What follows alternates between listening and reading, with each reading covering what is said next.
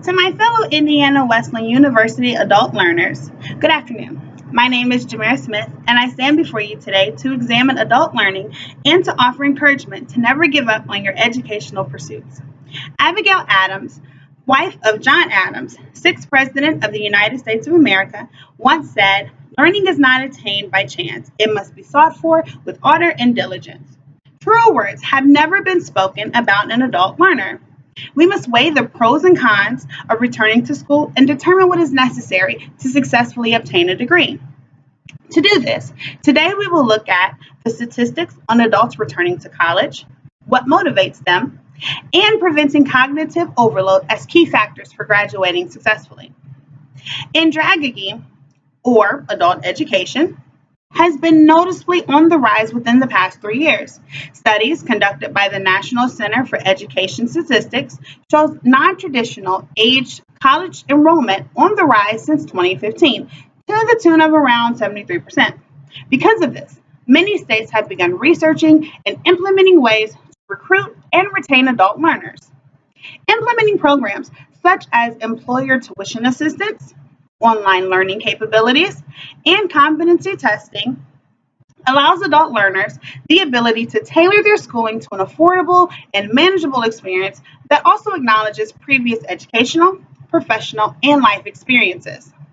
Overall, adult learners do not have high graduation rates.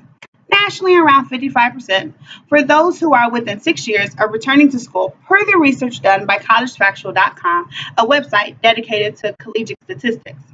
Indiana Wesleyan University, however, has a higher graduation rate for non-first-time students, measuring around 67.6% within that same time frame. There are many factors that influence the successful completion of adult learning. One noted influence are past experiences. Because past experiences play a pivotal role in adult learning, internal motivation becomes a driving force towards graduation. What motivated you to return to school? Was it a missed opportunity for promotion at work? Perhaps you buckled under the pressure of family expectation for higher education.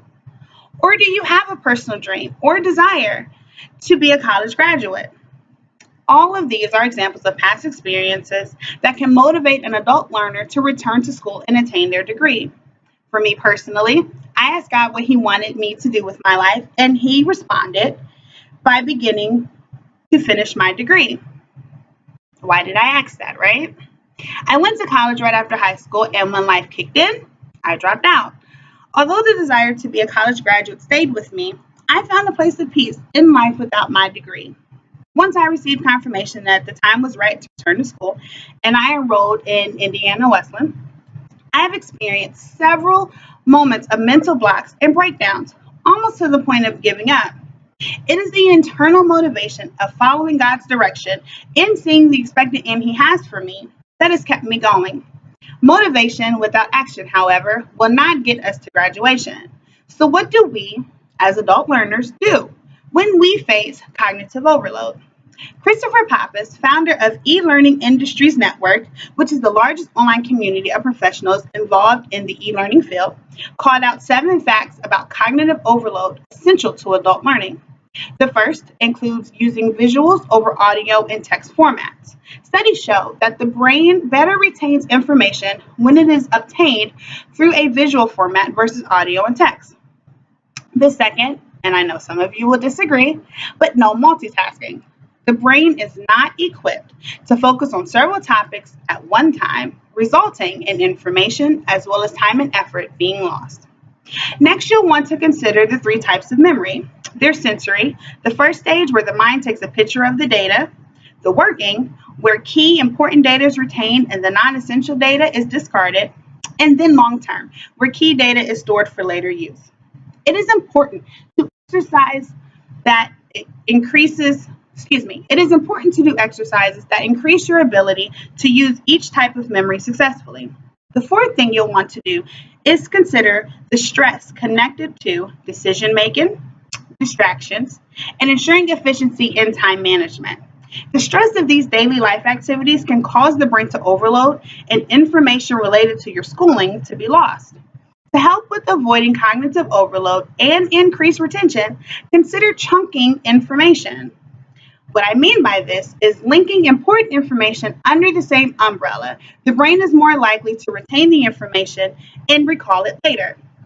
Has anyone ever heard of the mental construct called a mental schema? Mental schemas can be thought of as a file cabinet organizing and holding the information for future use. You will want to exercise your mental schemas to make sure you are able to retain as much information as possible. To do this, the last thing you'll want to do includes active recall and rehearsal to stretch the brain's ability to retain data.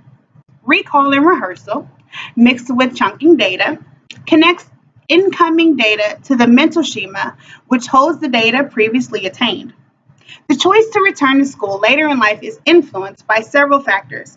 We have the statistics regarding graduation to weigh, our internal motivators to identify, and the issues associated with cognitive overload.